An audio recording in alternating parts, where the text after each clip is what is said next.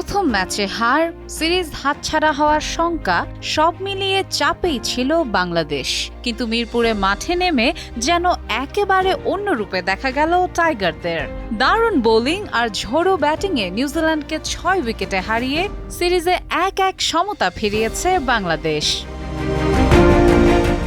শুরুতে ব্যাট করতে নেমেই ধাক্কা খায় নিউজিল্যান্ড। বাংলাদেশের বোলাররা এমন চাপে রাখেন যে কিউই ব্যাটাররা ঠিকমতো দাঁড়াতেই পারেননি। একের পর এক উইকেট হারিয়ে 198 রানেই থেমে যায় তারা। শুধু নিক কেলি কিছুটা লড়াই করে 83 রান করেন। 199 রানের লক্ষ্য খুব বড় না হলেও শুরুটা ভালো হয়নি বাংলাদেশের। ওপেনার সাইফ হাসান ও সৌম্য সরকার দ্রুত ফিরে গেলে গ্যালারিতেও একটু চাপা উত্তেজনা ছড়িয়ে পড়ে। তবে তানজিদ হাসান তামিম ও নাজমুল হোসেন শান্ত জুটি গড়ে ম্যাচ ঘুরিয়ে দেন।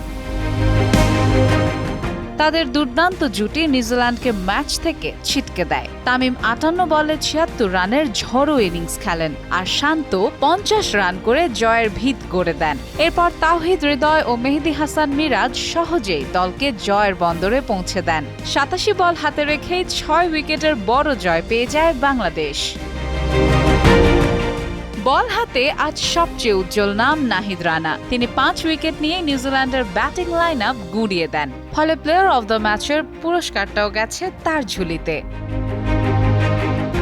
সব মিলিয়ে হার দিয়ে শুরু হলেও দারুণভাবে ঘুরে দাঁড়িয়েছে টাইগাররা। এখন সিরিজ 1-1 সমতায়। তাই শেষ ম্যাচে ঠিক করে দেবে ট্রফি কার হাতে উঠবে।